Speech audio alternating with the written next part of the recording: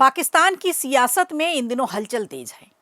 इंसानियत को टुकड़ों में बांटने वाला नापाक पाकिस्तान अब खुद टुकड़ों में टूटने जा रहा है। तो कितने टुकड़े होंगे पाकिस्तान के? क्या अब पाकिस्तान का अंत नजदीक है? क्या वाकई खंड खंड होने जा रहा है पाकिस्तान, या फिर मामला कुछ और है? आज समझेंगे इसे। वहीं दूसरी तरफ बंगाल में ममता का वोट बैंक अब उनके ही खिलाफ खड़ा हो गया है। तो क्या अब तक बंगाल में मुसलमान भय और डर से वोट दे रहे थे, और ये डर आखिर था टीएमसी का, लेफ्ट का, या फिर भाजपा का? पूरी पड़ताल आज के इस वीडियो में। और इसके अलावा भोपाल से एक ऐसा मामला सामने निकल कर आया है जिसने सुरक्षा एजेंसियों को अलर्ट कर दिया है। सुरक्षा एजेंसियों के नाक के नीचे से 2 बांग्लादेशी निकाल ले गए पासपोर्ट। अब क्या है भोपाल का पासपोर्ट कांड, एक नजर इस पर भी आज के शो में। नमस्कार, खबर प्रधान शो देख रहे हैं आप, और मैं हूं संगीता श्रीवास्तव।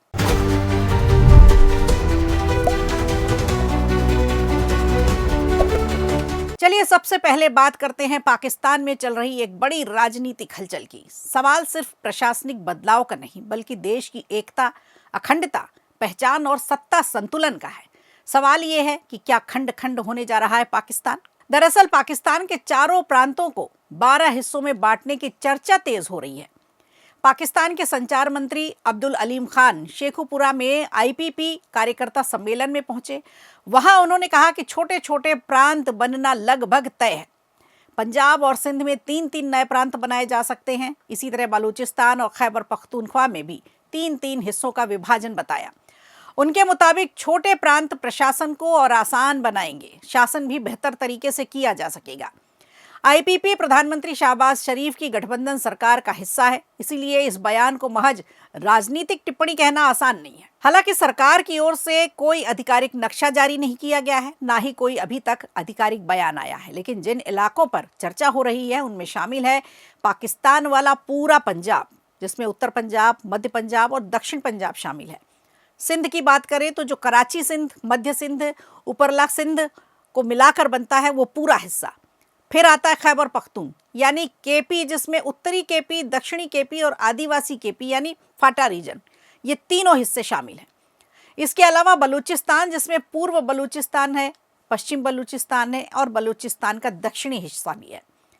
अब अगर ये योजना लागू होती है तो पाकिस्तान का प्रशासनिक ढांचा भी पूरी तरह से बदल जाएगा। अब इसे लेकर बिलावल भुट्टो की पार्टी पीपीपी ने जमकर विरोध किया है, खासकर सिंध के बंटवारे को लेकर।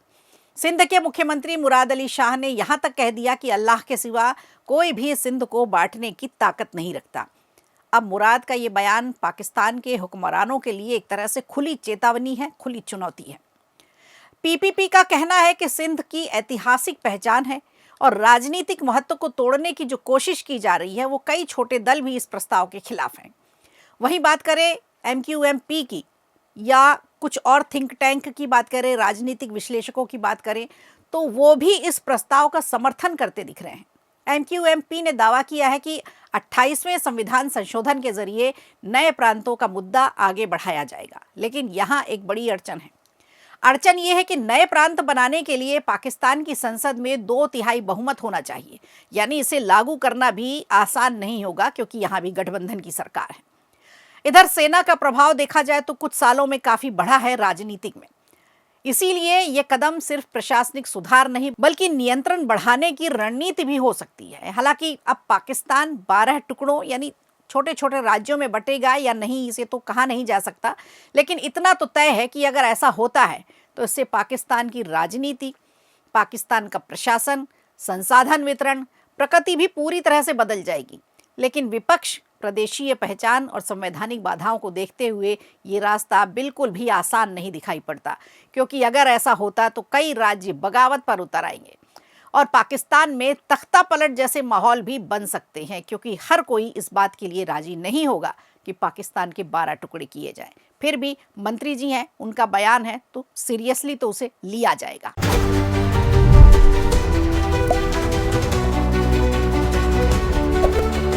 और चलिए अब बात करते हैं पश्चिम बंगाल की, जहां कुछ ही महीनों बाद चुनाव होने जा रहे हैं और राजनीति यहां गरमाने लगी है। सत्ताधारी टीएमसी का बंगाल इस समय एक नहीं कई वजहों से चर्चा में है। फिर वो चाहे हुमायूं कबीर की बात हो, बाबरी मस्जिद की बात हो, ममता के हाथ से छिनते वोट बैंक की बात हो। दरअसल राज्य के मुस्लिम वोट बैंक पर हो रहे संभावित बदलाव ने राजनीतिक माहौल को और भी ज्यादा संवेदनशील बना दिया है। इसी साल इसी महीने 6 दिसंबर को एक ऐसी घटना हुई जिसने बंगाल की राजनीति में एक नई दिशा दे दी है। टीएमसी के निलंबित विधायक हुमायूं कबीर की चर्चा है इन दिनों, क्योंकि उन्होंने जिला मुर्शिदाबाद में बाबरी जैसी मस्जिद की नींव रखी है, जिसके खिलाफ हिंदुस्तान के मुसलमान भी हैं, क्योंकि नाम उसका बाबरी रखा गया और यही चर्चा का विषय है। और फिर 8 दिसंबर को उन्होंने एक और बड़ा ऐलान कर दिया कि वो 22 दिसंबर को अपना नया संगठन बनाने जा रहे हैं, नई पार्टी बनाने जा रहे हैं। कबीर का दावा है कि उनका संगठन 135 सीटों पर चुनाव लड़ेगा और 90 सीटें जीतने का तो उन्होंने दावा भी कर दिया है। उनका कहना है कि मुसलमानों को अपनी आवाज रखने के लिए कोई महफूज प्लेटफॉर्म नहीं मिला है, उन्हें भी एक नया मंच चाहिए, क्योंकि टीएमसी उनके हितों की रक्षा नहीं कर पाई। ये बड़ा आरोप टीएमसी पर है, ममता बनर्जी की सरकार पर है। अब इन घटनाओं को राजनीतिक हलकों में मुस्लिम वोट बैंक को सीधा संदेश के रूप में देखा जा रहा है।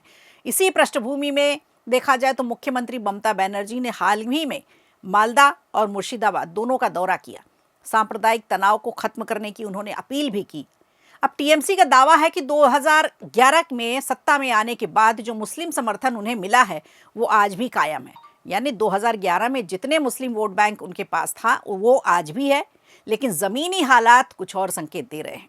2011 की जनगणना के मुताबिक पश्चिम बंगाल में मुसलमानों की आबादी लगभग 27 से 28% है। डाटा देखें तो पता चलता है कि मुर्शिदाबाद की 22 सीटों में से टीएमसी ने 2021 में 20 सीटें जीती। मालदा की बात करें तो भाजपा ने 12 में से 8 सीटें जीती और वहीं उत्तर दिनाजपुर की बात करें तो टीएमसी ने 6 में से 4 सीटें जीती और भाजपा का एक विधायक जीता था, जो बाद में टीएमसी में वापस लौट आया। इन आंकड़ों से साफ है कि मुस्लिम बहुल जिलों में राजनीतिक दिशा चुनावी समीकरणों में निर्णायक भूमिका निभाती है और यही वजह है कि टीएमसी के अंदर बेचैनी है। 37 समुदायों को पूरी तरह से सूची से हटाया गया। 34 मुस्लिम समुदायों को ओबीसी ए, ओबीसी बी में डाल दिया गया, जिससे नौकरी और शिक्षा में कोटा मिलने की संभावना खत्म हो गई है, कम हो गई है। इसके साथ एक और धारणा बन रही है, वो ये कि टीएमसी सरकार वह कानून को लेकर अपने रुख से पीछे हट गई जो वहां के मुसलमानों को रास नहीं आया। इधर विपक्षी दल भी इस मौके को भुनाने में पूरी तरह से जुट गया है। सीपीआईएम के नेता मोहम्मद सलीम ने कहा है कि बाबरी जैसी मस्जिद निर्माण के कार्यक्रम में भीड़ ये दिखाती है कि मुसलमान खुद को ठगा हुआ महसूस कर रहे हैं। अब बदलाव का सवाल है और बड़ा सवाल ये है कि क्या ये बदलाव आने वाले चुनावों में टीएमसी के मुस्लिम वोट बैंक को हिलाकर रख देगा, या फिर ममता बनर्जी की अपील अब भी उतनी ही असरदार रहेगी जितनी कि इसके पहले के चुनावों में रही है।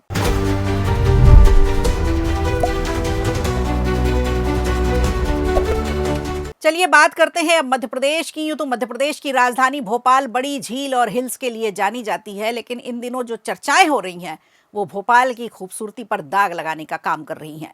भोपाल में ऐसे 2 संदिग्ध बांग्लादेशी पकड़े गए हैं जो भारतीय पासपोर्ट हासिल करने के लिए बड़ी धोखाधड़ी कर चुके हैं और नकली दस्तावेजों के जरिए पासपोर्ट बनवाने के इस मामले ने सुरक्षा एजेंसियों को सतर्क कर दिया है, एजेंसियों की चिंता बढ़ा दी है। कोलार पुलिस ने दोनों भाइयों के खिलाफ केस दर्ज किया है और उनकी तलाश शुरू कर दी है। ये मामला तब सामने आया जब एक इंटेलिजेंस एजेंसी ने पासपोर्ट वेरिफिकेशन के लिए स्थानीय पुलिस को एक पत्र भेजा। जैसे ही दस्तावेजों की जांच शुरू हुई, कई गंभीर अनियमितताएं सामने आई।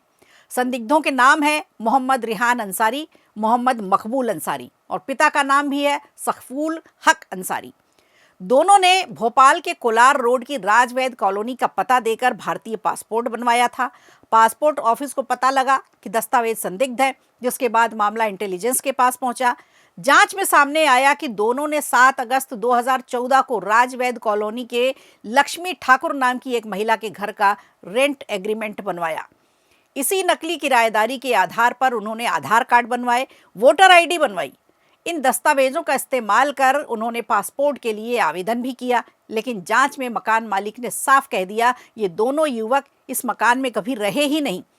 तो मामले ने तूल पकड़ा। सभी तथ्यों की पुष्टि की गई। पुलिस ने दोनों पर धोखाधड़ी और पासपोर्ट अधिनियम के तहत एफआईआर दर्ज की है। दोनों पासपोर्ट मिलने के बाद से गायब हैं। भोपाल के डीसीपी मयूर खंडेलवाल के अनुसार दोनों की लोकेशन ट्रेस करने के लिए टीमें तैनात कर दी गई हैं। फर्जी दस्तावेजों के सहारे पासपोर्ट हासिल करने की ये घटना सुरक्षा एजेंसियों के लिए एक बड़ा संकेत है कि भोपाल में सब कुछ ठीक नहीं है। पुलिस अब इस पूरे नेटवर्क की जांच कर रही है। शांति के शहर में कोई अशांति ना होने पाए, इसके लिए पुलिस को भी सुरक्षा एजेंसियों को सतर्क रहना पड़ेगा। ये एक मामला सामने आया है, हो सकता है ऐसे और भी मामले हों, तो इसके लिए हमें और आपको भी सावधान रहना पड़ेगा, कहीं कोई आपके आसपास इस तरह के कोई संदिग्ध व्यक्ति ना रह रहे हो। तो खबर प्रधान में आज के लिए इतना ही। दीजिए इजाजत, नमस्कार। वीडियो अच्छा लगा हो तो लाइक कीजिए, शेयर कीजिए और कमेंट बॉक्स में हमें ज़रूर बताइए।